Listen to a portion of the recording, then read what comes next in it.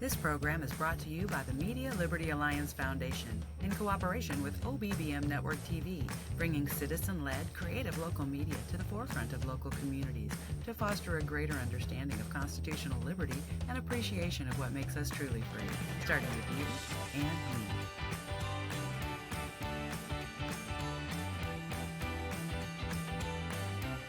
The Zach Rateliff Show is brought to you by Mortgage Financial in Texarkana, Exceed Health Clinic on Mall Drive in Texarkana, Elmwood Custom Goods, and Church on the Rock, Texarkana. That's churchontherock.org.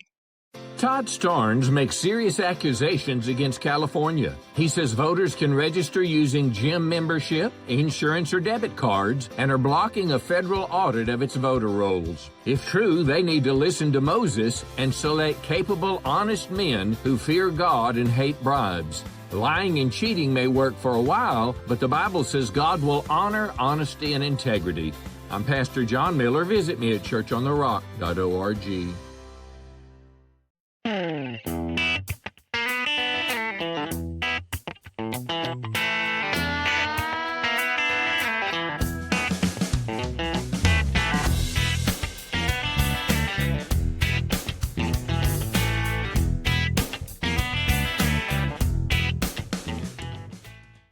Hello and welcome to the Zach Rateliff Show. I'm Zach. I'm Dale. Good to see y'all, or for y'all to see us, I guess. I guess. Yeah. Well, you know what, Dale? Thank God for another day alive. Absolutely. You know, it's a hot day. It's warm. You know, I started out this morning around 8. One of the properties that I'm selling, meeting surveyors out there, and there's a pin in the northwest corner of that joker down a pretty good slope and in the bottom of a barbed wire blackberry brush, you know, and I'm like, I just need y'all to know where I need you to start. The joys of rural real estate, right? And hey, that's why I am a national award-winning there you go real estate agent, you know. But down there, and the guy's like, of course, you know me, I'm wearing shorts most of the time, but I have my boots on. Sounds like running through the briars and the rabbits where a rabbit wouldn't go. You know, the old Willie Horton song. Yeah, that's right. But you know, I keep my boots in the truck. Yeah. And so he's like, I'm like, you gotta have boots in the truck. Yeah. And jump out, make it happen. Then the client there comes out and a cup of coffee on the tailgate, you know, in the shade, early, you know. But that's rural. That's rural living. That's what we're about here, and that's what you talk about on your Less Austin, More Texas program, right?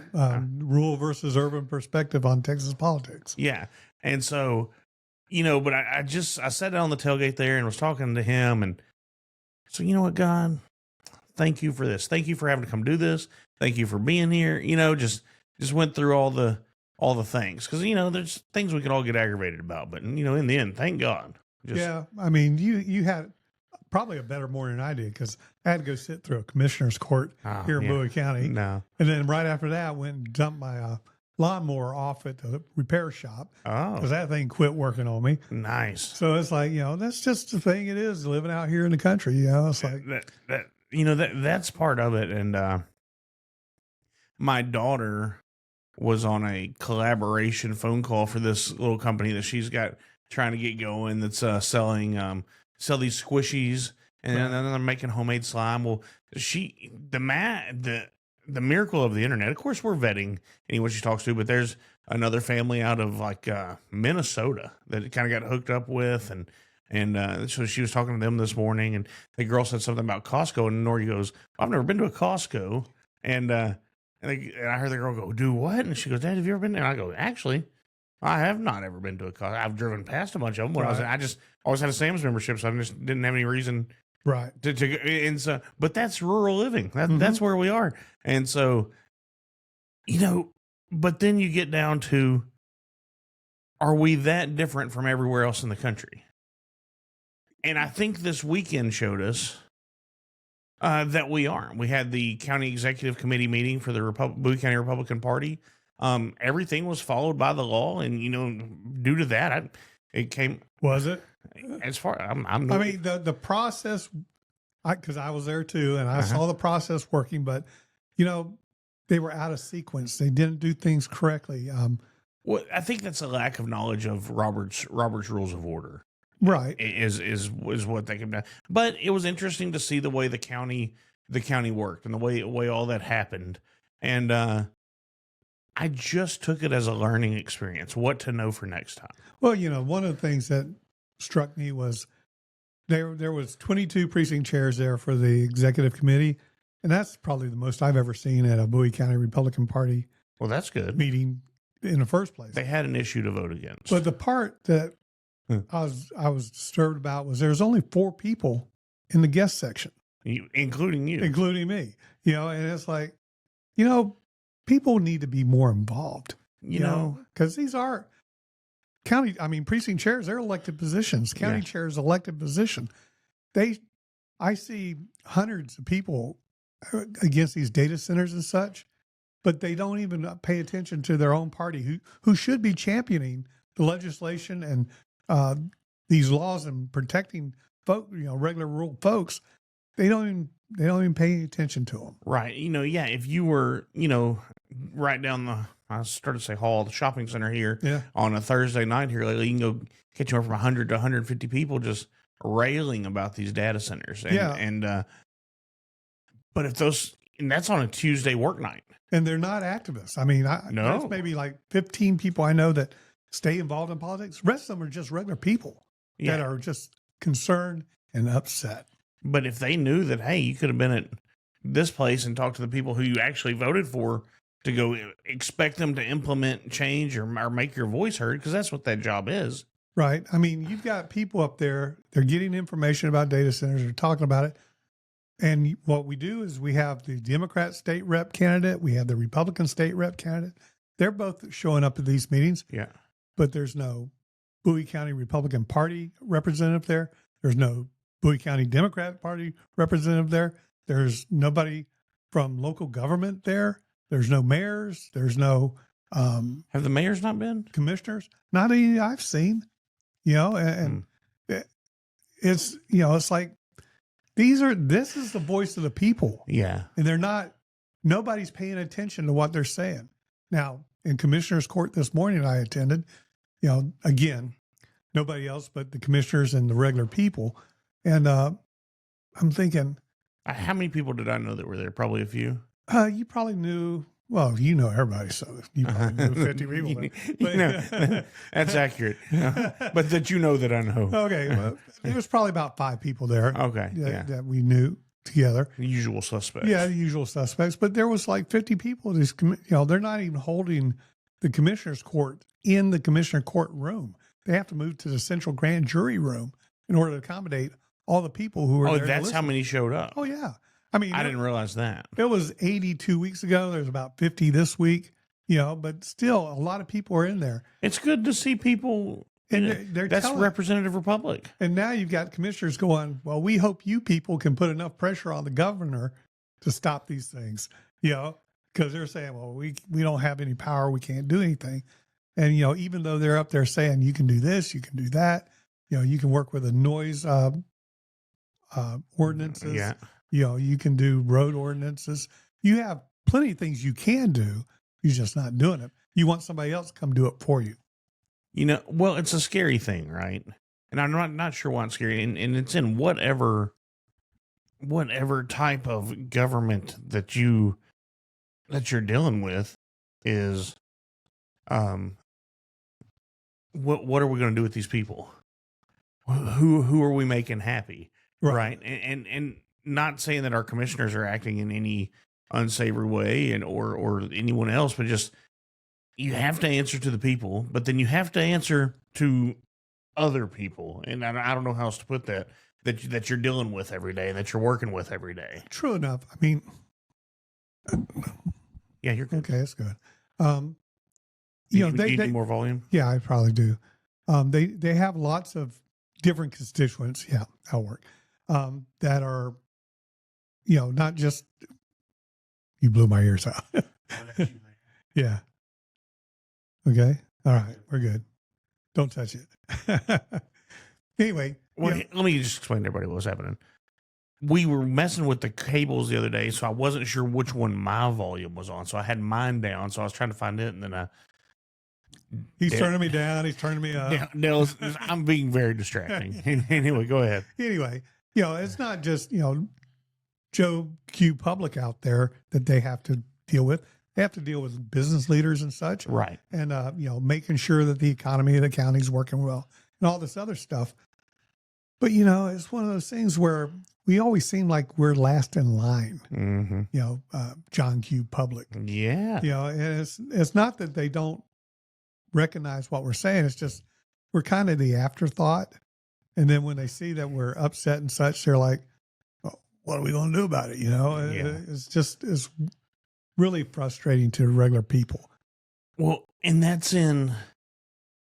here's the problem as I see it. I guess this is my show, so I'll tell you. There you go. We've got too many John Thunes and not enough Mike Lees. Yeah. Right? Right. And we've got some stories about that here in a little bit, but we've got too many people willing to say the right thing in all levels. Yep. Hey, yeah, we're with you. Let us just go on this 34-day vacation. This is July right now. Yeah. We had our primaries in March, and we had our commissioners out there running for election and such. And if we had the data center issue up in March, that people knew about it. And listen, folks, these data centers have been in work for 2 years. So we should have known about it. It would have been a whole different campaign. And we would have got better answers. We would have got better visibility, if we would have been in a campaign.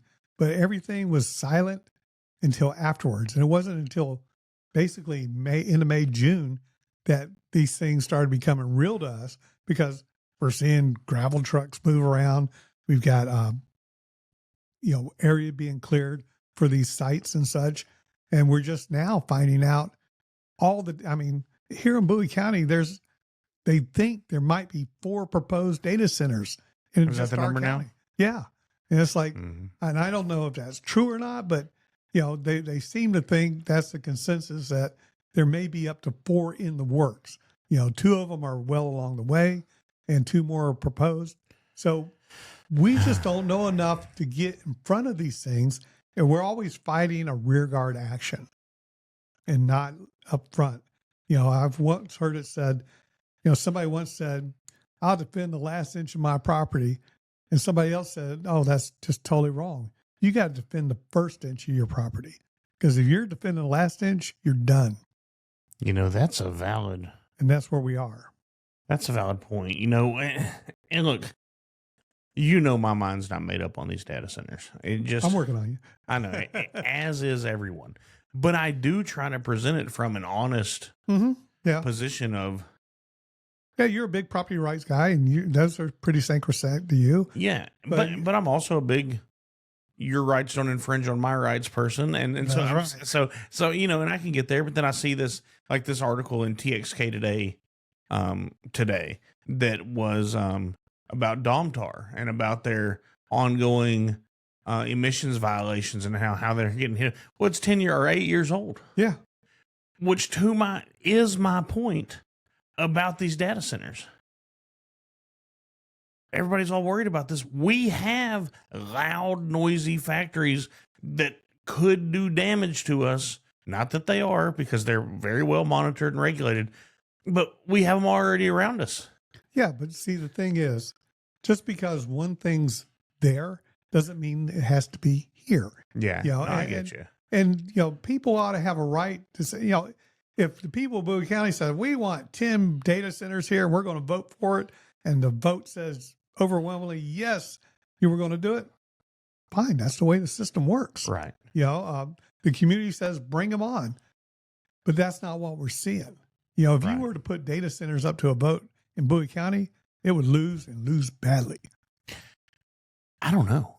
Oh, I know that's the feeling when you go to the meeting with 160 people mad about it, but I don't know that that's the case. Well, I kind of see that everywhere I go, not just in social media, because You know, Yeah, you can't trust social media for anything. You know, I talk to people at church and everything else, and you know, Yeah. this becomes now it's becoming part of the normal conversation. Now, for sure, that has happened. You know, and you know, some people, you know, not everybody's against them. I get Right? that. Yeah. But you know, but if you're out there in a property next to these guys, yeah, you're probably against it. You know, But one of the, where one of them's going, somebody that is a decision maker on that going there is building a house a mile from it. They're not worried about it at all. okay, for right now, I get it, but I'm just saying, which makes me think either they've been dramatically lied to, mm-hmm. which it's always a chance. Yep. I don't know. It would be hard for me to bet that over half the people are against it, just based on my conversations with people. Okay. Well, Now there's a loud majority right now not majority. There's a loud number of people that are like, "Hey, we need to bring awareness to that," which is where I am. Let's have all the awareness. Let's have the rules to make sure that these companies come in and follow the law, protect the environment, protect our people. I'm okay with all that. well, you got to move it past just data centers. Now, if you've gone to all those people that you're talking to and they're like, I don't care, a data center, maybe it's a few more jobs in the area, maybe more tax money, benefits. Right. But if you say, oh, but you're on well water, what's going to happen there? Let's say, we've got two big water suppliers here, Texarkana Water. Yeah. And you've got the Sulphur River. Yeah. Or Riverbend. That's right. And, it's like, well, one of those two might not survive and they might be taken over by the next. Do you want that? Right. And that's kind of my thought on that. People on private wells, what's going to happen to Aquifer? I'm down 700 feet. If I've got to go down to 800, that's a major expense for me. Right. This is all Zachology is, my voice just doesn't sound right. There we go. I don't know.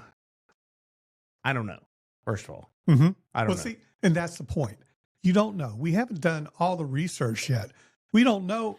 We don't know what one data center does in our county. We don't know what 4 would do. Right. We just don't know because nobody's done the research except for the people who want them, and people who are looking at it from different aspects. Had a lady in there talking today at the commissioner's court. She goes, yeah, there's going to be more jobs here, but it's going to be filled mostly by outside people. Mm-hmm. All these construction jobs, they're not from DeKalb. They're not from Texarkana. They're from all over the region. They'll come here. They'll need places to stay. They're already building man camps. Rents will go up. A single mom with 2 kids who pays $1,000 a month in rent, who's just making her lease, comes up and they go, oh, we're going to take you to $3,000, $3,500 now because we have such a shortage in demand. She can't afford that. And nobody's talking about those costs. Now, issues like that, I can be like, okay, we need to be paying attention here. But they're also going to shop at our grocery stores and they're going to get their haircut here and they're, and going to buy stuff here. So then there's that side of it too. Even if it's short term, there'll be that. But however, data centers need electricians. And so, at some point there's going to have to be enough electricians around here to service them. But everybody's not an electrician. Are they? You would think so. I don't know. I don't know if that will be the local businesses or there'll be some corporate entity set up to where they have an on-call type situation. On-call guys where they send teams out to work issues at the different data centers that they're running. I know a guy that owns an RV park, and a lot of the year, the people that live in that RV park are shutdown workers, right? And so for the paper mill, so it's this. That's my point. It's the same thing that already happens. Yeah, because these guys bring their campers in, they stay at RV parks and then they do their thing and they go home on the weekends and they're here. Well, how many people are doing a shutdown for a paper mill? Well, this one RV park has 20 living in it for the next, and then other RV parks, and so I don't know, but depending on what's going on. But if you bring in 5,000 construction workers and all that infrastructure, yeah, it's for an the issue. Construction, It overloads. It's our 5% system. of our population as a county. Yeah, and then it goes away. Yeah. You know, so we're kind of left with the aftermath. Right. No, I agree. Now, I did watch. When did it? Was it this morning? Golly, it's already been a busy morning. It's only 11:30. It might have been late last night or as early this morning. I watched a video on how the closed loop cooling systems work in the most modern data centers, and I found that because I want to know. This matters to us with the water usage. Mm-hmm. Now, if we went Riverbend and all that, I don't think it would affect our aquifer because we pulled that out of our lake. But I can see where you could be. I'm not going to say that it won't. I'm just saying it would be less likely if we handled it that way. However, when watching these systems, they're pretty efficient now and getting more efficient. So I think your big water pool is your initial loadout on stocking it with water. In the special that you're watching, did they tell you that they have to replace that water load every 5 or 6 cycles? See, no, this one claimed it was 15 years. Yeah, that's not true. Okay. Yeah, not even close. Plus, there's any kind of closed loop system, especially with water, you have biocides and everything else you got to keep introducing to it. Okay. There's bacterial growth. There's corrosion, chillation of different chemicals and other things in the water. It's very complex and it's very, very costly to do also. Okay. So there's a lot more into that. Okay. You know? Well, and I can get that, but you know, so maybe this thing is just wrong because I'm just going to trust you on this. Well, let me ask you this. You know, let's say I forget how many millions of gallons of water that these data centers are supposed to take, but right there in Hooks, you know, or Red Lick, I guess, where they're 1.8 million gallons per loop. Okay. And how often do they cycle that? Is that annual, monthly, Right. Daily? Right. Where they have this data center sited here in our county, where's the water coming from?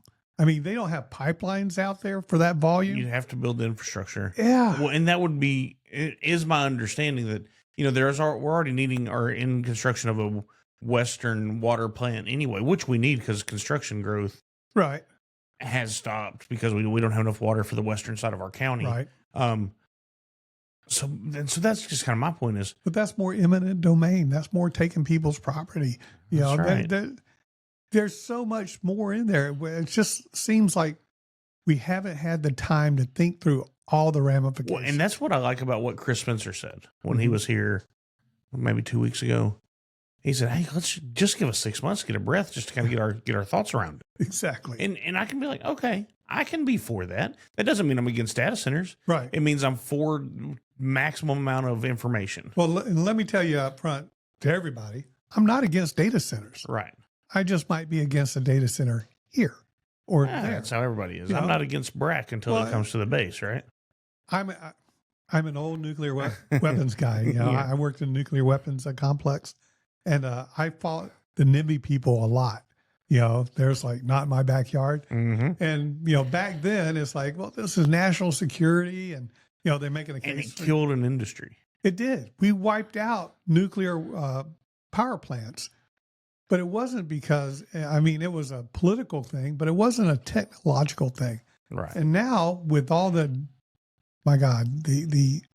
advances in technology on nuclear power plants, micro reactors. We can put one in this room. Yeah, you can put it on the back of a flatbed. Yeah. And power a military base. Yeah.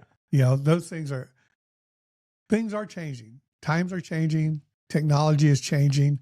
Some of it not quite up to where the others are. Mm-hmm. Who's to say these data centers won't be obsolete in 10 years? Yet we've done all this. We've ruined all this stuff. We drove down property values for other places around them. And then, there's a lot to be considered. What happens if they close down? Where are the decommissioning costs being set aside? That's something you got to look at. Do you need a bond? Do we? I mean, a company to put up a bond. When I was in the last legislative session, worked for Brent Money, we put in legislation that says all the federal subsidies and all the local tax abatements, you got to put that in a separate fund for decommissioning. That way, when you leave, no matter what the reason, natural disaster, bankruptcy, whatever, you have that money there to decommission the site, put it back to a green field. Nobody does that. I bet that went over very We well. never got a hearing. Yeah. I bet you get one now. I bet you do.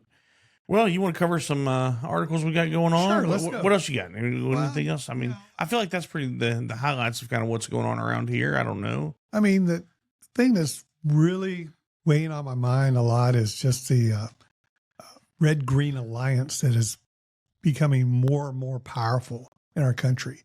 Red-green alliance. Yeah, the Marxists and the Islamists, they are together.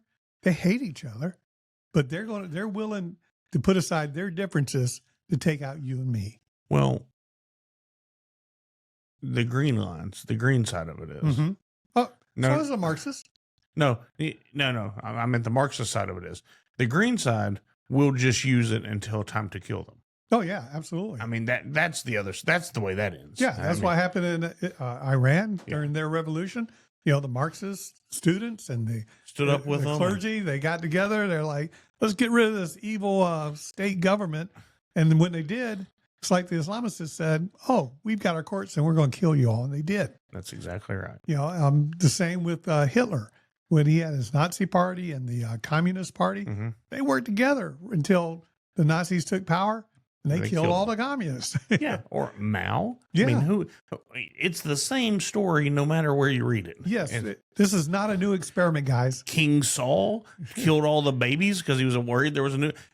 Yeah. I mean, you can go anywhere in history and find that this is what happens. That's right. I mean, America and our Constitution was the antidote to all this. And Right. they keep trying to tear it down day by day, election by election. Media's complicit with it. We've allowed our institutions to be infiltrated. And now our young people, they like socialism because they've not been taught anything else. We should be teaching the evils of communism in our schools. Yeah. But we don't do that. Because we're enlightened. One of my favorite songs that I grew up with my dad listening to, it was CDB, Charlie Daniels Band. Oh, yeah. And Easy Rider. Yeah. And he's like, I probably voted for McGovern or whatever. And then, but I think about that song, like, I don't need to just slamming this guy. But, that's, people don't even know. People don't even know anymore. You suck because I listened to that when I was a young man. Yeah. Me and your dad, we got it. We had the best generation when it comes to music. Yeah, that's right. Okay, let's go to what's going on in the Senate with the Save America Act. You can find this in many places. The Persistent has it. Eric Doherty has it. So we're on. John Thune has pushed to recess to Senate for 38 days, 34 days for August vacation. Now, listen, just let me. This is going to be some Rateliffology, some history. And so, people can kind of like a graphic novel. You can, find some truth in here somewhere. August recess originally happened in Washington, D.C. because it's in the South in a swamp and there were no air conditioners. So it was miserable inside those stone buildings and you couldn't stand to be there and it was just nasty and you wanted to get out of there. Right. So everybody went home. So now to have August recess now, how many of you listening can go to work and be like, you know what? It's hot. I won't work today. I know one, my buddy that works in Hope that listens to this show, he's going to be outside dealing with tractors and stuff all day. I know a couple of guys that listen to the show that drive for, I don't want to say the name of the company, but for one of the chip delivery companies around here. And they're going to be in and out of their trucks, stocking shelves in convenience stores all day. Mm-hmm. You don't get an August recess. Nope. So, part of that was also, and maybe I'm stepping on your thing. No, go ahead. Is to come back and campaign, That's right. To keep the job that they got where they only work 3 damn days a week anyway. Yeah. I mean, that's absolutely right. So anyway, so we're there. So somebody online over the weekend says, hey, you just need one senator to call for a roll call vote instead of just calling a unanimous decision. So Mike Lee stood up. He's like, I'll do it. Yep. I needed the roll call. So now it's up to Mike Lee, Rick Scott, Jim Banks, Ashley Moody, which I don't know her, are all saying, hey, this is we need this. And I saw, let's see, I saw earlier my X feed updated that I believe Lindsey Graham's sister is going to come out and say that she wants the roll call vote as well. But what they're doing is saying roll call. We don't want to leave until the Save America Act. Is that what it's called? Yeah. The Save America Act is passed. And so it's going to put everybody on the record. Either are you really for this, and that's the pressure. But you know what? They don't care. They don't care. Thune gives them all the cover they need. He gives them complete cover. And that's the role of leadership in the Senate and in the House. It's to cover their members from hard votes. It's their members. It's not our members, is it? No. It's not Texas delegation. Yeah. It's not the Alabama delegation. Well, that thanks to the 17th Amendment. Exactly. You know, and don't even get me going on the 17th Amendment. If you want to fix the Senate, get rid of the 17th Amendment. Yeah, and then you probably hadn't had time, but the show that I released for today about fixing the U.S. House of Representatives with the Lois Kendall. Oh, okay. No, hey, I haven't seen it. And for those of you that are listening to this and chose not to listen to that, go listen to that. It talks about the Act of 1929 where they limited the number of House representatives you could have, and up until then it had grown with the population. And so then there are people like, oh, we need 6,600 representatives right now.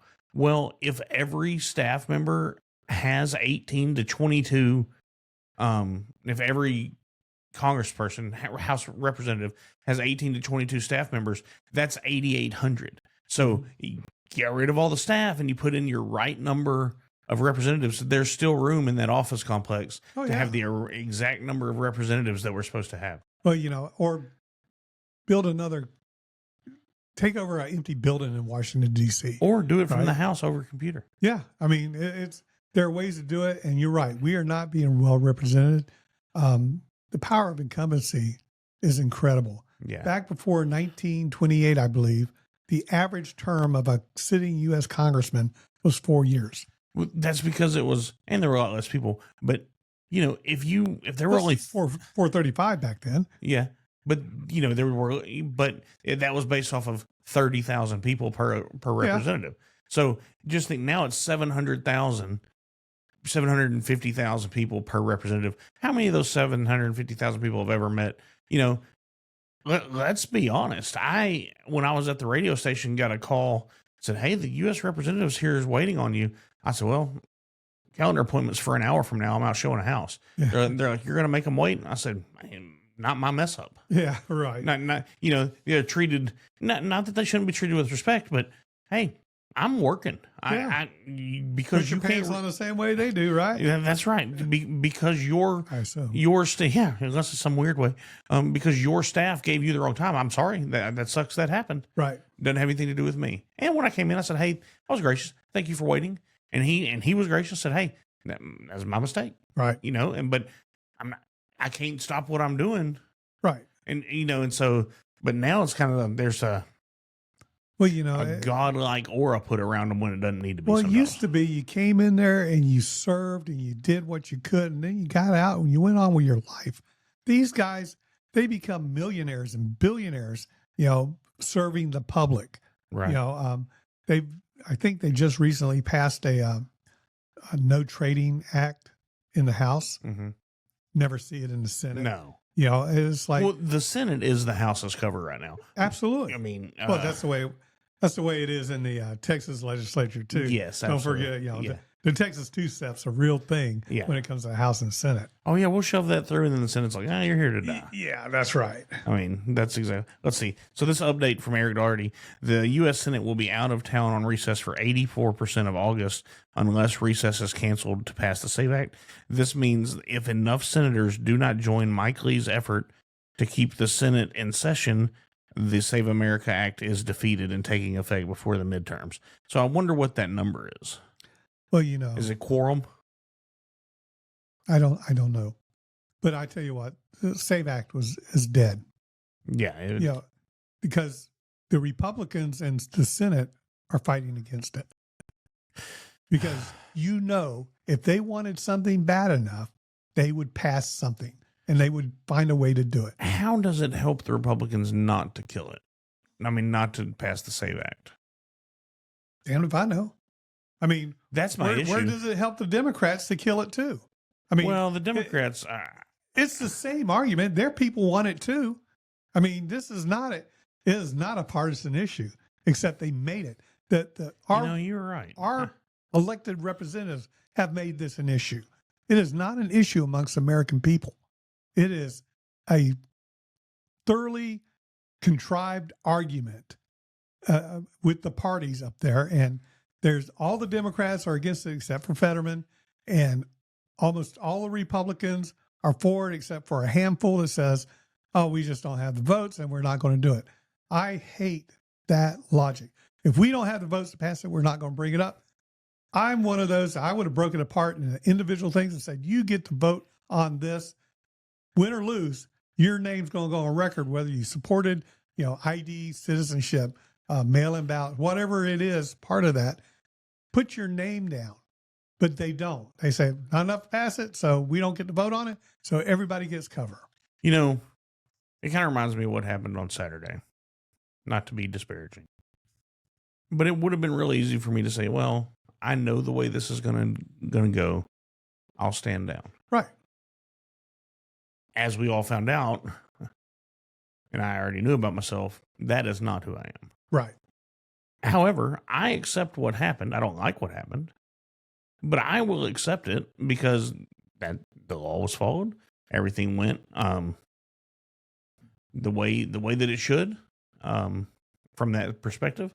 And so, okay, then we go fight another day. But It doesn't mean you give up at the front. That's right. Yeah, you don't give up that first inch of ground. Yeah. Let me drop another nugget of wisdom on you. It's like, you don't only fight the fights that can be won, you fight the fights that must be fought. Yeah. That's what we are. That's what Americans are. That's what Texans are. The Alamo, 5,000 to 200, less than 200. Everybody knew it couldn't be won. Yeah, it couldn't be won, but they fought it anyway. They fought it to the last damn man. Yeah. That is who we are. And we need to do that fighting down to the end. To have courage or to be brave, I said this to my daughter one day, you have to at first be worried or scared. Mm-hmm. Oh, yeah, absolutely. If you're not worried or scared about anything, then you're not courageous or brave. You're stupid or a psychopath. Yeah. And you're just going along with it. That's right. There's that too. Yeah. But yeah, if you're scared and you still do the right thing, that's bravery. Absolutely. That's courage. But if you're just going along because I want this person to pat me on the hiney and tell me I did a good job, that's not bravery. And it's far from it. Oh, it's the opposite. Yeah, I don't know what that term is. It's I don't know either, but it's a form of cowardice. Yeah, for sure. Let's see what else we've got. Okay. Wall Street apes. This should horrify every American. Man tries to walk through Minnesota with an American flag, immediately gets harassed, threatened with physical violence. Yeah. Well, I saw a thing about a street preacher in the UK getting attacked. I mean, literally attacked on the street. Yeah, I saw that. For preaching the word of God. That's, demons cannot tolerate that. No. And the evilness comes forward out of people. And they can't, if he's out there selling tractors on the street corner, people walk by and they don't care. Yeah. Or porn. Or porn. You start talking about the word of God, the demons that are in people come forth because they cannot tolerate the word of God. Are we okay now with, I am okay with this. Here's the cultural shift that I'm seeing. We're more and more willing to talk about the reality of demons. Yeah, I agree. And maybe things had to go bad enough to get there.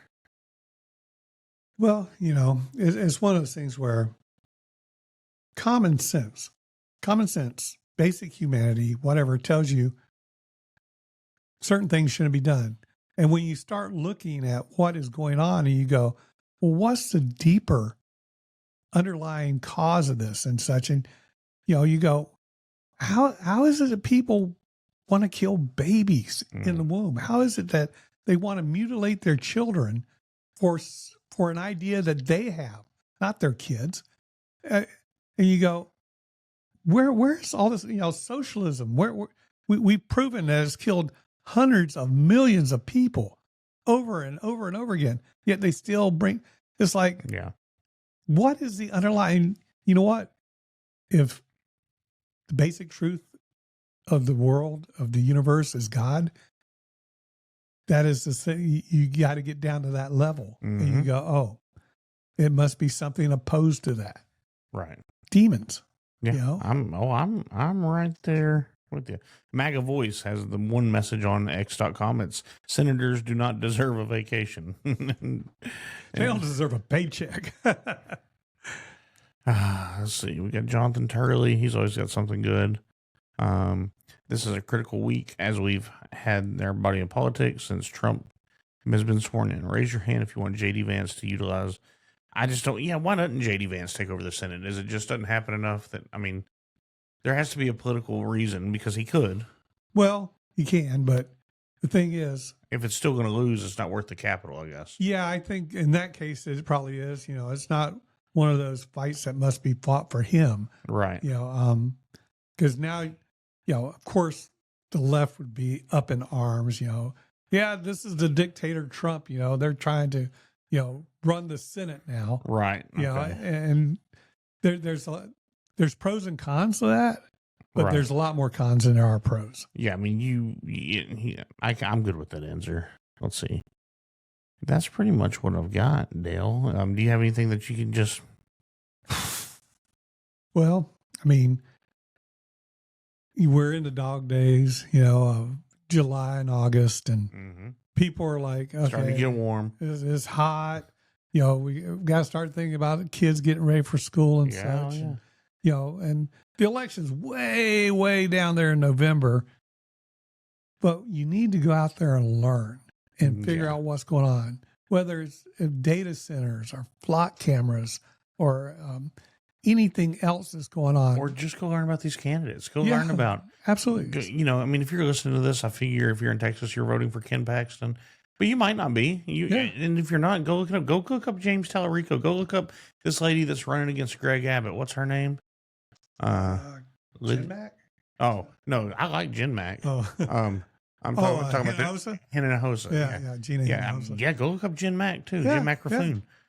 Go out there and look at these people and do your homework. I tell that to everybody all the time. Yeah. Now's the time to do that. Don't wait till the week of election and go, well, I wonder who I'm going to vote for. Yeah. And look, I get it, man. We're, like I said, it's dog days of summer. Everybody's got stuff, right? And everybody's getting, your garden's probably coming to an end. It's probably to the point that it's aggravating now. Well, we're growing, we're seeding, we're growing our new garden in seeds, from seeds inside, protecting them from the heat. But the old garden's got to. Have you planted pumpkins yet? No, we don't. We're not a pumpkin guy. Because it's about that time, isn't it? It is. But we're going to do a new crop of tomatoes, a new crop of bell peppers, cucumbers, those type of things. And get ready for the fall growing season. Man, one of my buddies gave me some pickled okra the other day. Golly, it was good. I've just been knocking it out. Mary has put together half gallon worth of pickles. I'm going to be in pickles for all winter. I love pickles. Me too. My daughter, especially if I come in from outside and my legs feel crampy or whatever, my daughter will be like, "You're just drinking pickle juice?" I'm like, "It's the best thing you can drink right now." Absolutely. Well, all right, Dale, if you're done, I think I'm done, and we'll get out of here. Absolutely. Sounds good. Glad to see you again this week. Glad to see you. All right, everybody. I hope God blesses each and every one of you today.